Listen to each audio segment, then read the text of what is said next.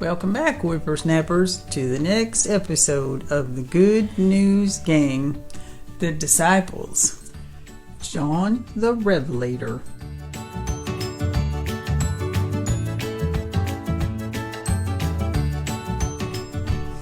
Hi, I'm Robbie. When Jesus was about 30 years old, he began teaching the people about God and about how they could be saved. He also went from place to place healing the sick, raising the dead, and performing miracles that only God could do. It would have been great to travel with him.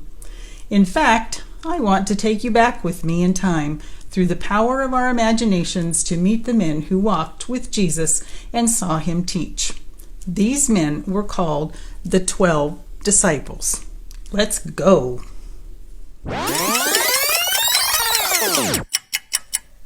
Hi, young man. Who are you? My name is Robbie. I'm from the future and came back to talk to people who met Jesus and walked with him in person. Who are you? My name is John, and I am one of Jesus' disciples. John, I've heard of you. You were a fisherman like Peter and Andrew. Yes, that's right. And I was fishing with my brother James and my father Zebedee when Jesus came by. He said, "Follow me," and James and I did. I gave up fishing that day to follow Christ. Wait, this doesn't look like Israel. And what's that I hear? Seagulls? Yes, we are on an island, the island of Patmos. I was put here, because I was preaching the gospel, telling people about Jesus Christ. Wow, how did that happen? I spent many years after Jesus rose again, teaching others about him. I wrote about it in the book of John. It is the 4th book in the New Testament. I wrote it to tell everyone that Jesus was the Son of God. Oh, so you're the same John that wrote the Gospel of John that's in our Bibles. That's awesome. That's right. And you may not know this, but I also wrote 3 letters that are included in the Bible called 1st, 2nd, and 3rd John. Those were written for some churches I helped to start. I had to write them to tell them to remain strong in their faith and keep believing and telling others about what Jesus had done for them. Cool. I bet they liked that. But letters? Why didn't you just send email? Mail? Oh, yeah. Never mind. So, these letters you sent, I bet the church really liked hearing from you. They did. And it wasn't a moment too soon. They were starting to believe lies that were coming from false teachers. These were people who pretended to be from God, but really were just interested in their own success and glory. Wow, that's scary. It's a good thing God told you to write those letters. You wrote a lot. Were there any other books you wrote that are part of the Bible?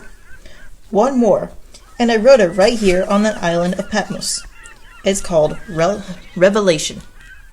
Revelation. That's the very last book of the Bible. Isn't it kind of hard to understand? Well, yes and no. A lot of the book was written during a vision that God gave me. A vision is like a dream, only it is from God and can happen any time of the day or night. In this vision, heaven came down to me, and I saw lots of things. They were amazing things that God wanted to tell me about and show me, so that I would write them down for everyone to read. What is the book about?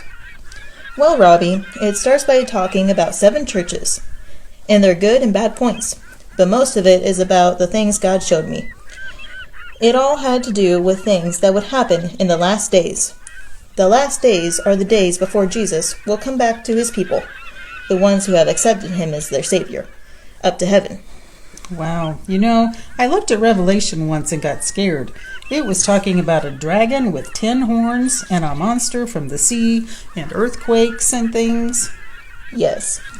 It can be a scary book to read. But if we have Jesus in our hearts and life, we don't need to be afraid. If you want to read Revelation, you should ask your pastor, Sunday school teacher, or parents about things you don't understand, because some of it will almost seem like a fairy tale. Well, maybe I will take another look. Well, John, what is your favorite memory about when Jesus walked the earth with you and the other 11 disciples? That is a tough one. Every day with Jesus was a miracle. But there was one time we were out in a boat, and a big storm came. It got really dark, and the winds were raging. All of us were terrified, except Jesus. He was asleep. Asleep? In the middle of a storm? I can tell you where I'd be. I'd be hanging over the side of the boat going, whoa, and trying to keep from losing my... Right.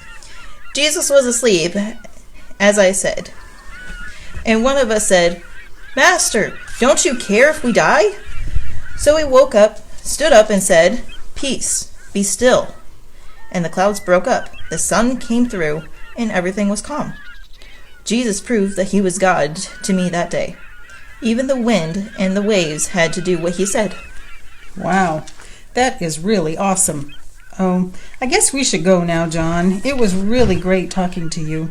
We'll think about you every time we read one of the books you wrote. God bless you, Robbie. Oh, and don't step on that crab. Crab? Ah! Ow! He's got me! He's got my toe! Oh!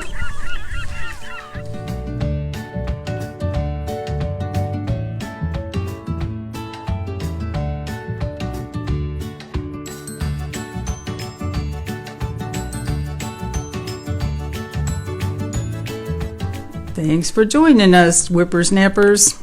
That's a wrap on another episode of the Good News Gang. See you next time. Bye, everybody.